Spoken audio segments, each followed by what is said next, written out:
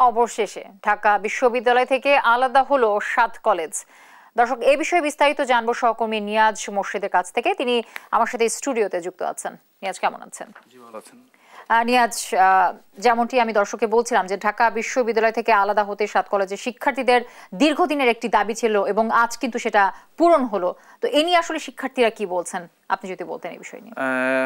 যেটি আসলে আপনি বলছেন যে দীর্ঘদিনের একটা দাবি, এটা কিন্তু গেল সরকারের আমল থেকেই এই দাবিটি করে আসছে ৭ কলেজে যারা শিক্ষার্থী রয়েছেন, এবং অবশেষে কিন্তু আজকে কিন্তু একটু হলো সমাধান হলো যে ঢাকা বিশ্ববিদ্যালয় থেকে আসলে যে অধিভুক্ত সেখান থেকে আসলে তারা মুক্তি পেল। এবং একটু বলে রাখি যে তারা কিন্তু এতে সন্তুষ্ট।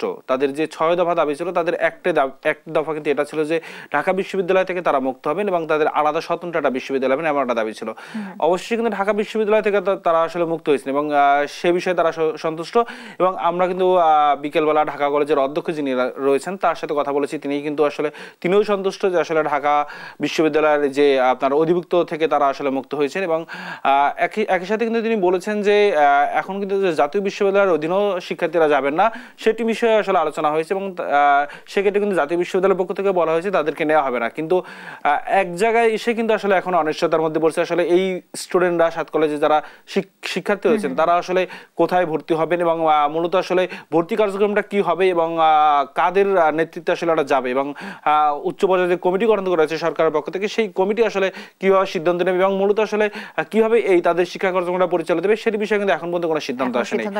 আমি সংবাদে পড়ছিলাম যে ঢাকা বিশ্ববিদ্যালয়ের প্রো ভিসির পদত্যাগ, নিউ মার্কেটের থানার ওসিকে প্রত্যাহারের দাবিতে অনড় কিন্তু এইদিকে শিক্ষার্থীরা।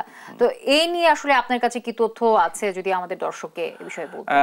তাদের যে ৬ দফা দাবি এর ভিতরে কিন্তু এই দাবিগুলো ছিল এবং ঢাকা বিশ্ববিদ্যালয়ের যে প্রফেসর রয়েছে তার প্রত্যাহার কিন্তু এরা গতকাল রাত থেকেই তারা জানিয়েছে এবং সেই সাথে এখনো পর্যন্ত তারা কিন্তু অনড় রয়েছে।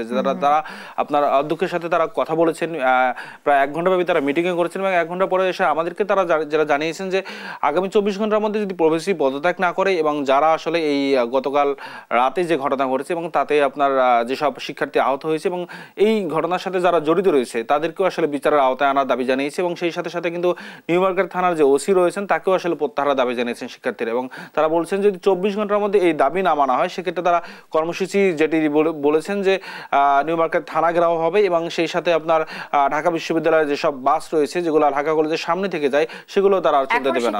এখন সেখানে কি পরিস্থিতি বিরাজ করছে?